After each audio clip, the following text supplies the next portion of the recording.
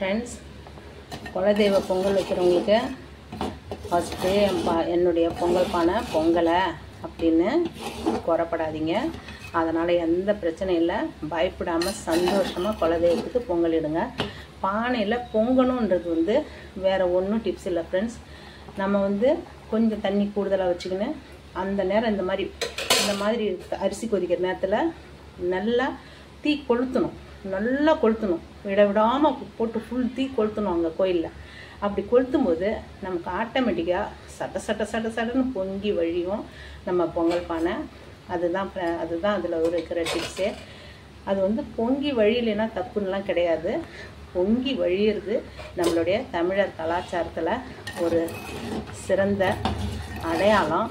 அது ஒரு பாரம்பரிய சந்தோஷமான சமையலுக்கு தான் பொங்கி வழியிறதுன்னு சொல்லுவோம். இது நம்ம அதுக்காக பயப்படாதீங்க. சில எங்கர்ஸ்லாம் பாவம் குலதெய்வ வழிபாட்டில் குறை வந்துடுச்சோ அப்படின்னு பயப்படுறாங்க. இல்லவே இல்லை.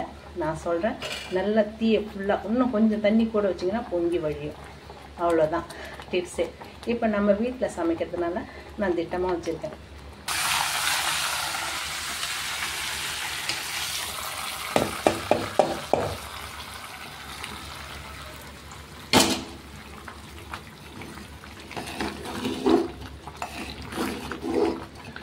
ஃப்ரெண்ட்ஸ், நம்மளுடைய இந்த பொங்கலெல்லாம் ஒரு சீசனில் கிண்டல் பண்ணுவாங்க, மயக்க மருந்து அது இதுன்னு. ஆனால் தேவையில்லாத சில பொருளெல்லாம் மிகப்பெரிய விளம்பரங்கள் கொடுத்து நம்மளை தசை திருப்புவாங்க. இன்னமும் இதில் இருக்கிற ஒரு சத்து, ஒரு மருந்து மாதிரியான உணவே மருந்துன்ற மாதிரியான நல்ல விஷயங்கள் எப்பயுமே இருந்துகிட்டு தான் இருக்குது. இப்போ நம்ம இது கெட்டியாகட்டும் கொஞ்ச நேரம். இவ்வளோதான் ஃப்ரெண்ட்ஸ். இப்போ வெண்பொங்கலை நம்ம வீட்டில் இந்த மெத்தடில் செஞ்சுருக்கிறோம். இது எப்படி செஞ்சோன்னு நம்ம தொடர்ந்து சமைச்சிக்கிட்டே உங்களோட ஷேர் பண்ணிக்கிறேன். வாங்க ஃப்ரெண்ட்ஸ், இது வீட்டில் செய்கிற பொங்கல், நம்ம வீட்டில் செய்கிறது. இதை நான் வீடியோவாக உங்கள் கூட சமைச்சிக்கிட்டே நான் ஷேர் பண்ணுறேன். வாங்க ஃப்ரெண்ட்ஸ். Good morning friends. இன்றைக்கி காலையில் நம்ம வீட்டில் வெண்பொங்கல் செய்கிறேன். இது நம்ம பொங்கல் இட வாங்கின மண் சட்டி தான். அதிலே செஞ்சிடுவேன் நான். குக்கர்லேயும் செய்யலாம். எனக்கு இந்த மண் சட்டியை விடுறதுக்கு மனசு இல்லை. இதில் 1/2 டம்ளர் பச்சை பருப்பு கழுவி முன்னாடியே நம்ம வேக வச்சுக்கிறோம். இப்போ நான் அடுப்பு பற்ற வச்சு வேக வச்சுக்கிட்டு இருக்கேன். அதுக்கப்புறம் 1 டம்ளரு பச்சரிசி நம்ம கழுவி சுத்தம் பண்ணி ஊற வச்சிடலாம். இந்த பச்சை பருப்பு தனியாகவே வேகட்டும். தனியாக வெந்த பிறகு தான் நம்ம அதுக்கப்புறம் அரிசி போட்டோம்னா உடனே குழைய வெந்துடும். இல்லைன்னா திரியாக பருப்பு வேகாமல் இருப்போம். இப்போ நம்ம முதல்ல பச்சை பருப்பை வேக வச்சுருக்கோம். நம்ம பச்சை பருப்பு இப்போ வெந்துக்கிட்டு இருக்கு. நம்ம சிம்பிள் ஃப்ளேம்லேயே வைக்கலாம். ஏன்னா இது பானை நமக்கு கொஞ்சம் ஃபுல் ஃப்ளேம் வச்சா பொங்கிடும். சுத்தம் பண்ணி கழுவி ஊற வச்சுருக்கோம். இது நம்ம கொஞ்சம் வெதுவெதுப்பான தண்ணியில் ஊற வச்சாலும் நமக்கு உடனடியாக வெந்துடும். பச்சை பருப்பு நல்லா பால் பொங்குற மாதிரி பொங்கும். நம்ம கொஞ்சம் சிம்பிளில் வச்சுக்கலாம். மண் சட்டியில் பொங்கி வழுந்தி அடுப்பு அணைஞ்சிடும். நான் சிம்பிளில் வச்சுட்டேன். அப்படின்னா அது பொங்கிக்கிட்டே இருக்குது.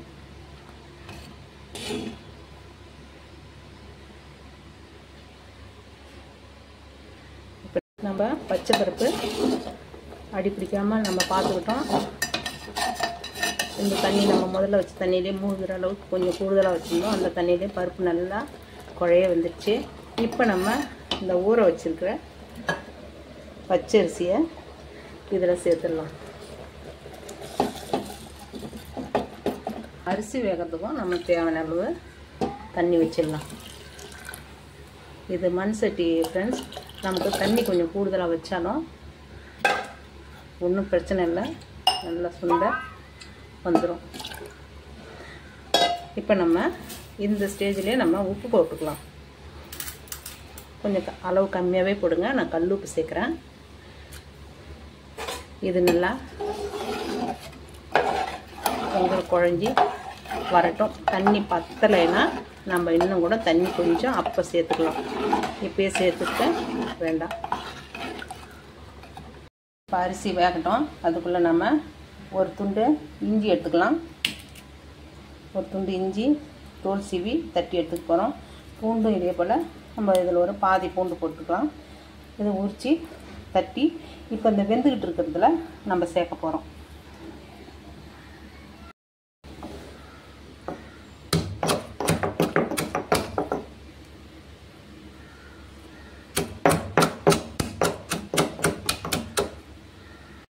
நான் வேகும்போதே இந்த இஞ்சி பூண்டு விழுது இதில் சேர்த்துட்டேன்.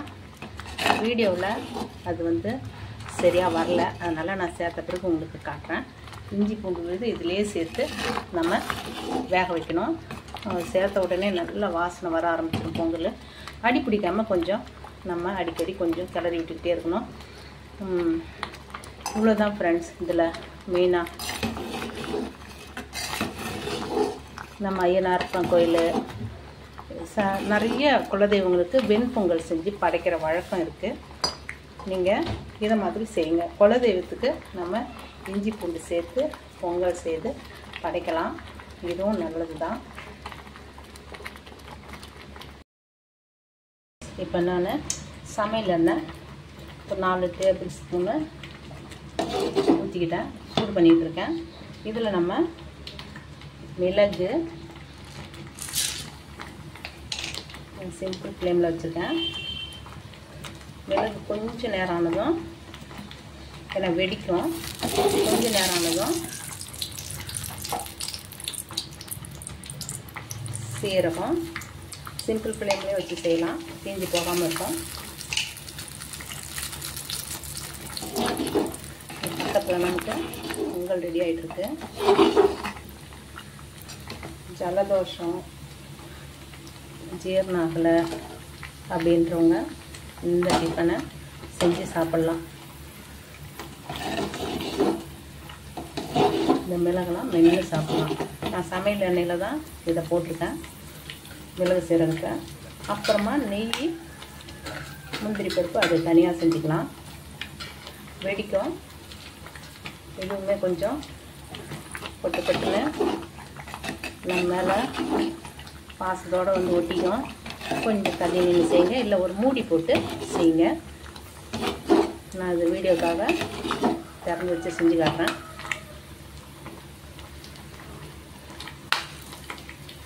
போதும் ஃப்ரெண்ட்ஸ், அடுப்பை நிறுத்திடுறேன். இந்த கருவேப்பிலையை போட்டுறேன்.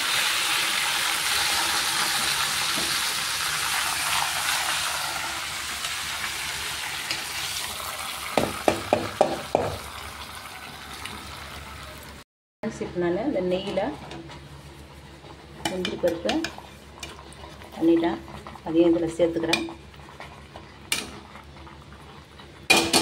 நீங்கள் நெய் வேணும்னா தாராளமாக போட்டுக்கலாம். ஃப்ரெண்ட்ஸ், நம்ம வளர்கிற குழந்தைங்களுக்கு இந்த மிளகை எடுத்துட்டு அவங்களுக்கு குழச்சி ஸ்பூனாக ஊட்டி விடுங்க. இஞ்சி பூண்டு பேஸ்ட்டு தட்டி போடலைன்னா மிக்சியில் கூட நல்லா பேஸ்ட்டாக அரைச்சி பருப்பும் பச்சரிசியும் வேகும்போது சேர்த்துக்கலாம். தட்டி தான் போடணுன்றது அவசியம் இல்லை, மிக்சியில் அரைச்சிக்கலாம். இவ்வளோதான் ஃப்ரெண்ட்ஸ். இதை நம்ம வீட்டில் நம்ம செய்கிற வெண்பொங்கல் கமன்னு டேஸ்ட்டாக இருக்கும். இது அப்படியே வெறுமை கூட சாப்பிட்லாம். நீங்கள் கோயிலில் கூட கொடுக்கும்போது ஒரு தொன்னையில் கொடுத்து பாருங்கள், வெறுமை சாப்பிடுவாங்க. நெய் கொஞ்சம் கூட சேர்த்துருங்க, அருமையாக இருக்கும். மிளகு தூக்கி போட வேண்டிய அவசியம் இல்லை. குழந்தைகளுக்கு மட்டும் நீங்கள் ஊட்டும்போது அதுமாதிரி செய்யுங்க. இல்லையா, மிளகை ஒரு தூள் பண்ணி கூட நீங்கள் சேர்த்துக்குங்க. எண்ணெயில் பொரிக்கிறதே மிளகு மென்று சாப்பிட்லாம், அதிக காரம் இருக்காதுன்றதுக்காக தான் அது எண்ணெயில் பொரித்து போடுறோம். தூக்கி போடாதீங்க, அப்படியே சாப்பிடுங்க. சளி ஜுரம் இது மாதிரி ஒரு நாசிலாம் கரகரன்னு இருக்குன்னா இந்த பொங்கல் செஞ்சு சாப்பிடுங்க. ஒரு ரெஸ்ட்டும் கிடைக்கும் உடம்புக்கு, அது ஒரு க்யூரும் கிடைக்கும் நம்மளுக்கு ஜலதோஷத்துக்கு. அதுக்கடுத்து நான் வீட்டுக்கு ஒரு சட்னி செஞ்சுட்டு உங்களோட ஷேர் பண்ணுறேன். டைம் பாருங்கள் ஃப்ரெண்ட்ஸ், அவ்வளோதான். நான் ஒரு 8:05க்கு ஆரம்பித்தேன். இது நம்ம பேசிக்கிட்டே செய்கிறதுனால கொஞ்சம் லேட்டாக தெரியுது. நீங்கள் டேரெக்டாக சமையல் மட்டும் பண்ணிங்கன்னா இன்னும் நீங்கள் 10 நிமிஷம் முன்னாடியே முடிக்கலாம். இப்போ நான் அடுப்பை நிறுத்திடுறேன். இது இன்னும் கெட்டியாகும். அடுப்பை நிறுத்திடுறேன். ஆட் பண்ணி வச்சுட்டு இப்போ நம்ம இதை மூடி வச்சுக்கலாம். இது நம்ம மதிய லஞ்சுக்கு செஞ்ச சாம்பார் தான், அதையே நான் டிஃபனுக்கு எடுத்துக்கிட்டேன். இது சட்னி வந்து இப்போ அரைச்சிது, கொஞ்சம் பச்சை கொத்தமல்லி தழை போட்டு அரைச்சிருக்கேன் சட்னி, தேங்காய் பொட்டுகளை சேர்த்து. இப்போ பொங்கலை நம்ம இதுக்கு பரிமாறிடுவோம்.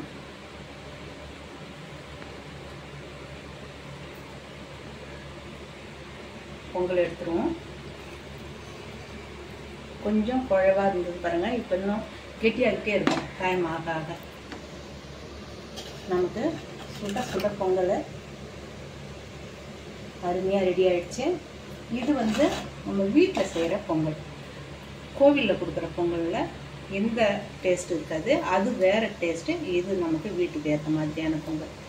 ஃப்ரெண்ட்ஸ் சாப்பிடுவாங்க, ஃப்ரெண்ட்ஸ் சமைச்சு பாருங்கள் ஃப்ரெண்ட்ஸ். இது ஒரு ஹெல்த்தியான மெடிசினல் ஃபுட்டு. இதை தவறாக சொல்கிறாங்க தூக்க மருந்துன்னு, அதை நம்பாதீங்க. அது வந்து நம்மளை டைவர்ஷன் பண்ணுறது.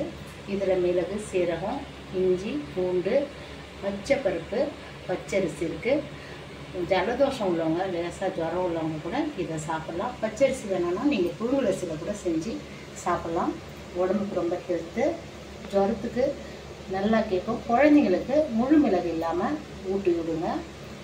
பெரியவங்க கண்டிப்பாக மிளகை ஒன்று மென்று சாப்பிட்டா உங்களுக்கு அந்த பொங்கலுக்கு கரெக்டான காரம் கிடைக்கும். அவ்வளோதான் ஃப்ரெண்ட்ஸ், சாப்பிடுவாங்க, சமைக்கும் பாருங்கள். Thank you farmers, thank you friends.